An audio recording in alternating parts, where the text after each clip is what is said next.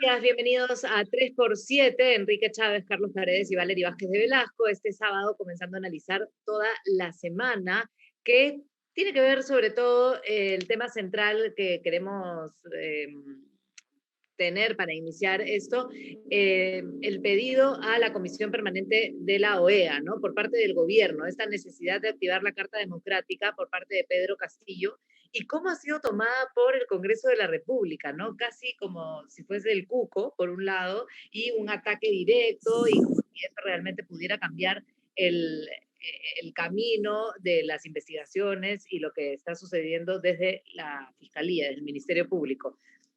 Podríamos comenzar con ese tema y de ahí vamos viendo cómo avanzamos. Enrique.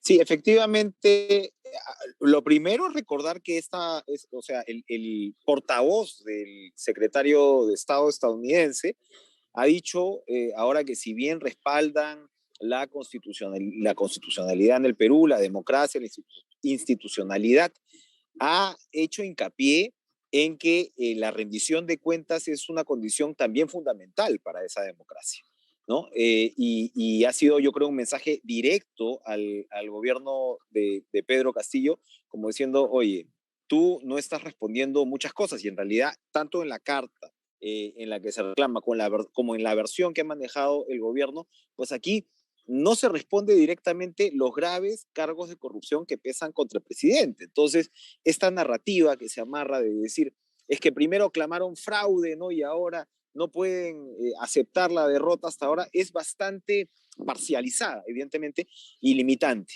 La Carta Democrática finalmente se invoca en momentos en los cuales la democracia puede estar en peligro y puede llegar incluso hasta sanciones. No se ha hecho en casos extremos, por ejemplo, como el de Paraguay, y yo creo efectivamente que es muy poco lo que podría cambiar el devenir de los acontecimientos. Recordarán que Pedro Pablo Kuczynski también pidió observadores, ¿no?, en los procesos estos de vacancia que él enfrentó, y en realidad eso al final no cambia las cosas, menos en las circunstancias actuales. Puede ser incluso un boomerang para el gobierno, me parece a mí, más allá de el apoyo o la expresión de apoyo que puedan tener algunos gobiernos. Así que yo creo que puede ser un remedio para él que termine siendo peor que la enfermedad, porque se va a evidenciar los graves cargos que pesan contra él. Claro, lo que pasa es que también se ha visto esta relación bien estrecha, reuniones que se tuvieron por parte del Perú, pero donde ha estado Pedro Castillo, ¿no? Como muy abrazado de los representantes, incluso en la Asamblea General de la ONU, ¿no? Entonces, tendríamos esta primera mirada de que él busca, ¿no?, algún tipo de soporte, de respaldo, pero en realidad Luis Almagro no tiene ni pies, no tiene vela en este entierro, él no puede hacer nada desde el Consejo Permanente, no es el jefe del Consejo Permanente y su opinión no tendría que influir. ¿O crees que sí, Carlos, habría algo de eso? Yo creo que No, un sector solamente para terminar importante, ahí, si me sí, permites, Carlos. No, o sea, por eso me parece tan significativa la posición de Estados Unidos. ¿Ah? Ojo, estás hablando además de un gobierno que, entre otras cosas, prácticamente promueve el cultivo de la coca ilegal. Entonces, allí hay vías que le preocupan mucho a Estados Unidos, y yo creo que, si bien se han referido obviamente al caso en sí, de ninguna manera pareciera que Castillo tiene el apoyo ganado de gringos, para empezar. sí, yo creía decir que en un sector importante del Perú ha habido desconfianza con esta decisión de la OEA, porque precisamente el señor Almagro, las dos últimas veces que vino a Lima, primero dijo que el presidente estaba muy comprometido con la lucha anticorrupción y lo primero que estaba haciendo era obstruir la acción de la justicia, ¿no?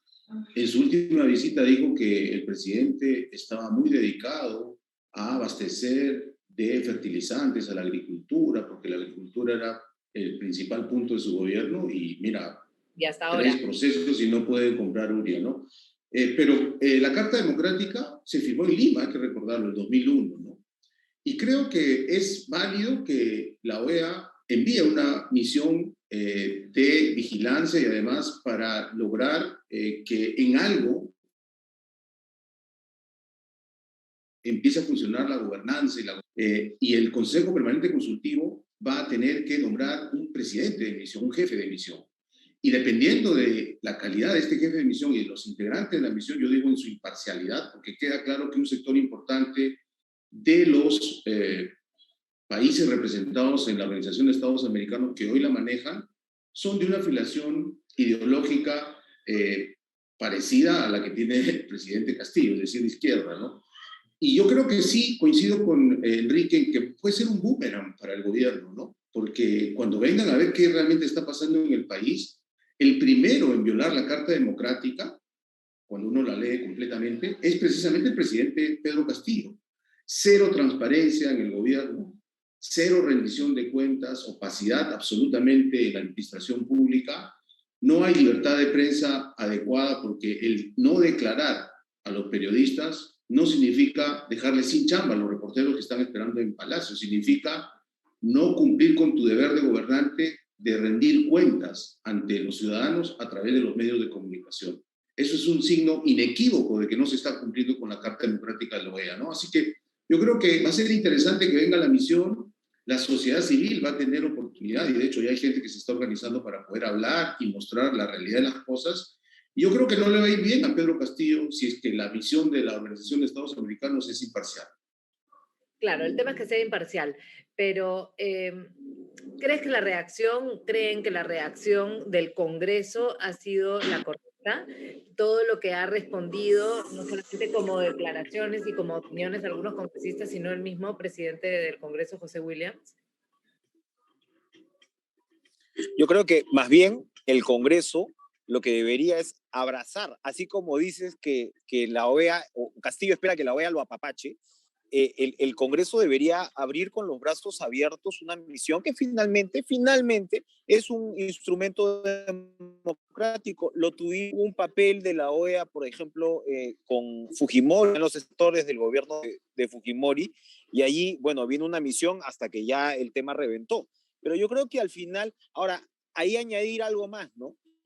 Los defensores del gobierno dicen que el país ya no soporta más esta confrontación entre el Congreso y el Ejecutivo. Y ese en realidad no es el problema. El problema es que tienes una denuncia constitucional con argumentos bastante de peso, venida de la fiscal de la Nación, contra el presidente. Entonces, claro, yo creo que bien el Congreso haría en disipar esa argumentación, ¿no? De decir que esto pasa es que es un encono político, que no se... Oiga, vengan, pasen y vean, ¿no? Pasen y vean como se dice. Ojalá el Congreso en todo caso afine un poquito esa estrategia, porque a mí sí me parece equivocado rechazar de plano el papel de la OEA. Yo creo que el Congreso lo que ha hecho es mandar una carta porque se ha sentido que la narrativa del presidente de invocar un golpe, un complot de fiscalía, Congreso y prensa contra su gobierno y no reconocer absolutamente nada de lo que está pasando a nivel de corrupción, a nivel de investigaciones del Ministerio Público, a nivel de ineptitud total en el gobierno, creo que era mostrar una realidad que no existe en el Perú, ¿no? Y me parece que la OEA tuvo que haber escuchado al Estado peruano, no al gobierno peruano. Y por eso es que esas reacciones, a veces un poco, yo diría doble rasero también en el Congreso, porque cuando decían que había fraude se fueron a ver a la OEA, y ahora que la OEA toma cartas en el asunto, algunos dicen que no tiene legitimidad. Pero yo creo que sí debe venir la OEA.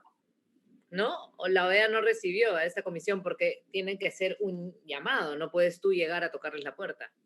Y finalmente, claro, ya estaban, digamos que completamente en desacuerdo con las acciones de la OEA, pero ahora están esperando que la OEA los reciba y que manden. Ahora, como decía Enrique, en el año 2000, después de la caída de Fujimori y su renuncia por fax, hubo una misión de la OEA y facilitó primero el diálogo y después la transición. Y yo creo que es importante, y me adelantaría a decirle, la OEA lo que debe hacer, porque eso pensamos la mayoría de peruanos, es facilitar la transición, que sea constitucional, elecciones generales, que se vayan todos. Esa sería una misión muy importante de la OEA a partir de su visita en las semanas próximas. Pero, de nuevo, Carlos, lo que tiene que pasar es que la OEA tiene que recibir el pedido. Y acá se ha adelantado Pedro Castillo, y yo creo que se ha adelantado también en la conferencia de prensa que dio, ¿no? De pronto, Pedro Castillo ha sido como muy claro en el recuento de todo lo que ha ido sucediendo desde la oposición. Evidentemente, ha ocultado la parte que no le conviene que se sepa, que se escuche y que se repita con todo lo que tiene que ver con la denuncia constitucional.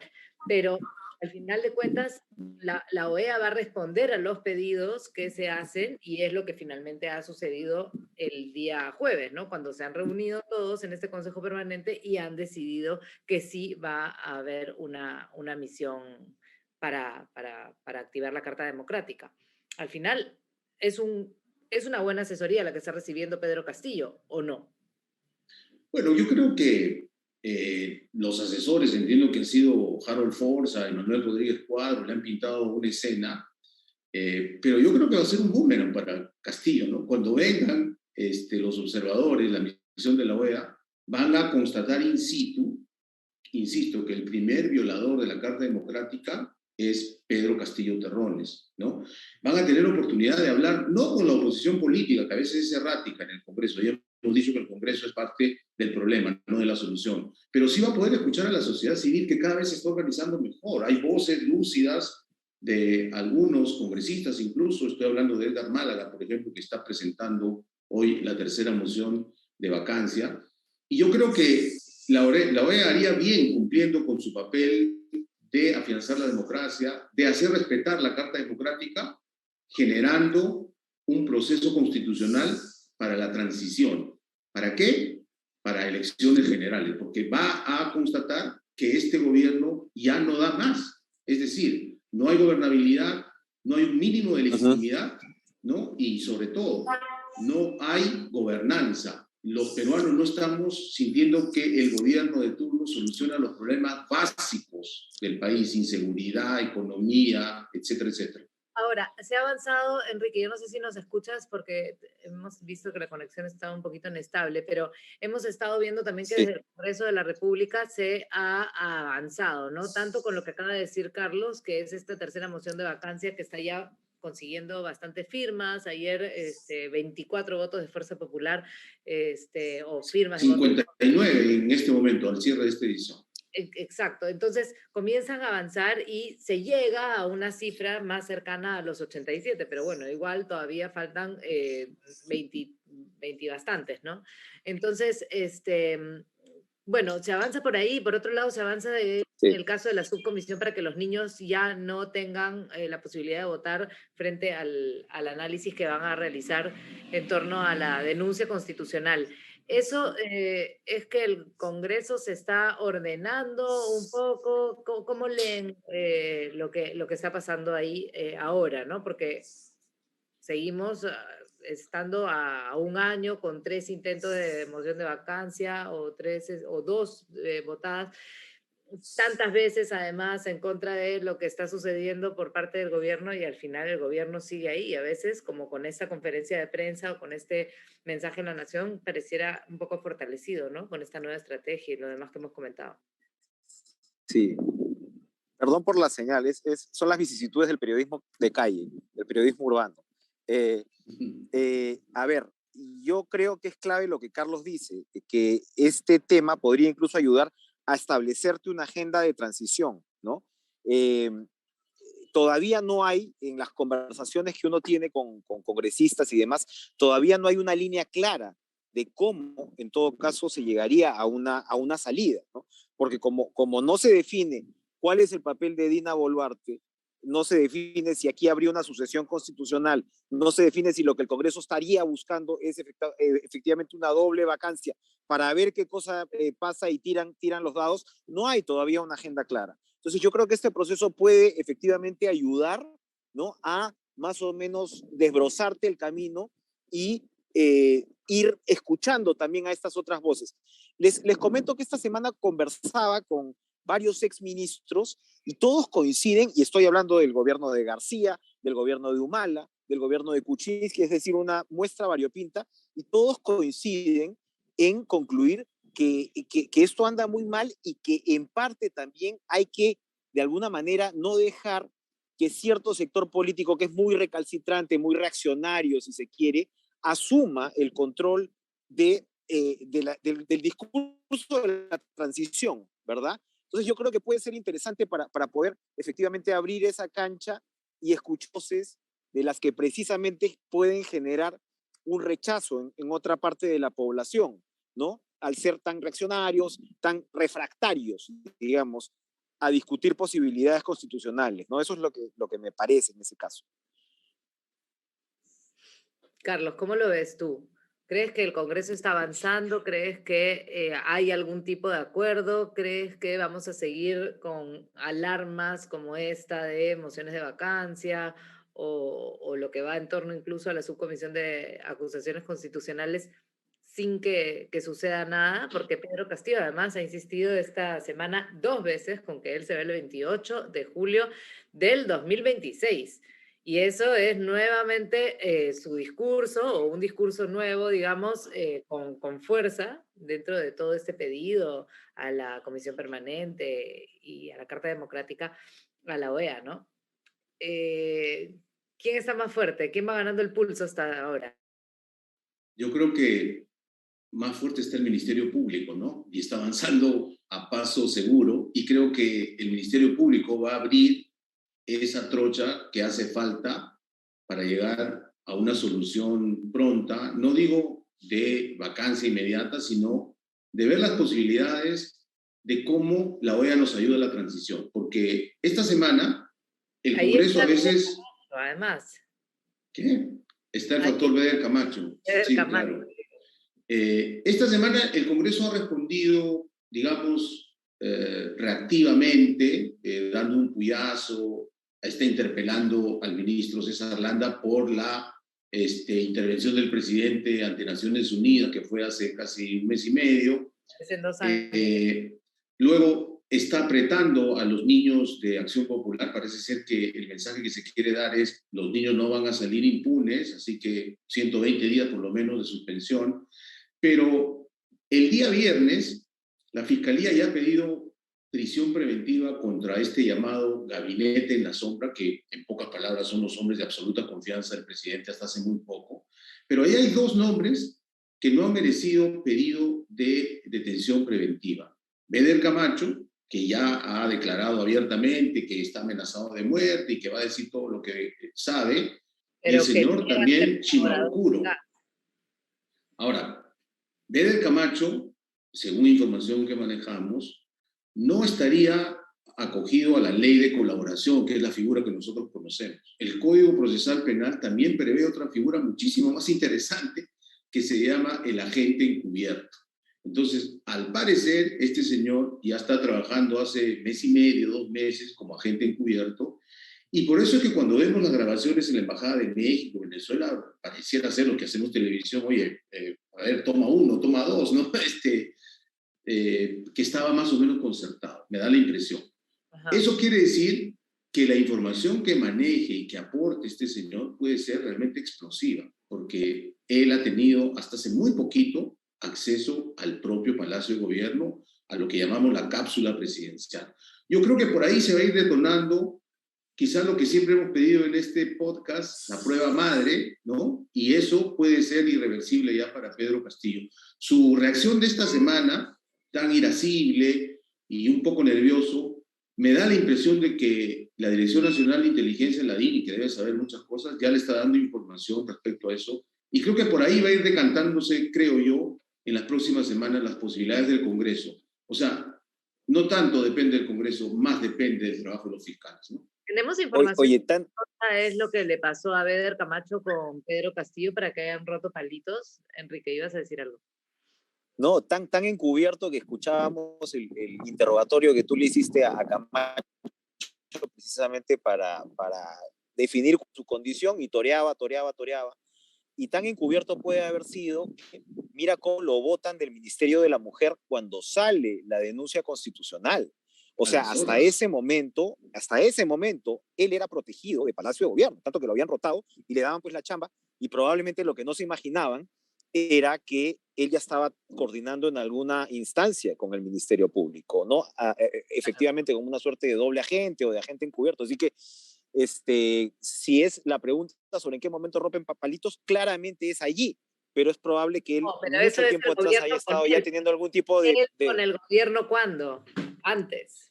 Yo creo que cuando Beder Camacho, que es abogado, empieza a leer el Código Penal, ve el tipo penal en que estaría su conducta y se da cuenta que hay sanciones gravísimas que van de 20, 25 hasta 30 años. Entonces, la pregunta es muy simple.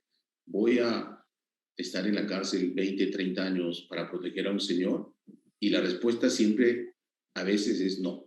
¿No? Claro, Y ahí porque empiezan a... es del círculo chotano. Beder Camacho estaba en Palacio de Gobierno y se vuelve persona de confianza, pero no es del círculo, digamos, que está desde la campaña. Es llevado por un congresista del círculo chotano, muy amigo de Pedro Castillo, que antes trabajaba en su oficina del Palacio como subordinado de él, ¿no? Creo que el congresista Gonza, algo así. Así que él se hace muy dependiente, digamos, muy de la confianza del presidente porque le resuelve cosas administrativas y operativas de Palacio de Gobierno y después se ofrece, pues, ¿no? Y ya confirmado, les doy una primicia y una entrevista exclusiva el fin de semana con Beder Camacho y él ya confirmó que hizo la operación de mover a Pacheco a Guaral, por ejemplo, ¿no? Y muchas cosas más, que los teléfonos de los decanes es una cosa que sí existió y ha dicho que... al agua. Él ha dicho que está colaborando y dando mucha información al Ministerio Público, que está amenazado de muerte, pero que va a seguir colaborando con el Ministerio Público, ¿no? Y que cualquier cosa suelte el video. Y con eso nosotros nos tenemos que ir. A ver si después de esta edición sale algún video. Se acabó. Ya. Un audio. alguna situación embarazosa. Así es. Así es. Nada, con más la próxima semana y también a ver en qué termina toda la historia de Gabriela Sevilla y el desorden, ¿no? Que se ha podido ver en esta historia. Parece muy rara, ¿no? El gobierno ha dicho que ella no estaba embarazada, pero ella insiste en que sí, hasta el cierre de este podcast. Ok, veremos nos vemos el próximo cómo termina sábado, ese parto. Un abrazo. Adiós.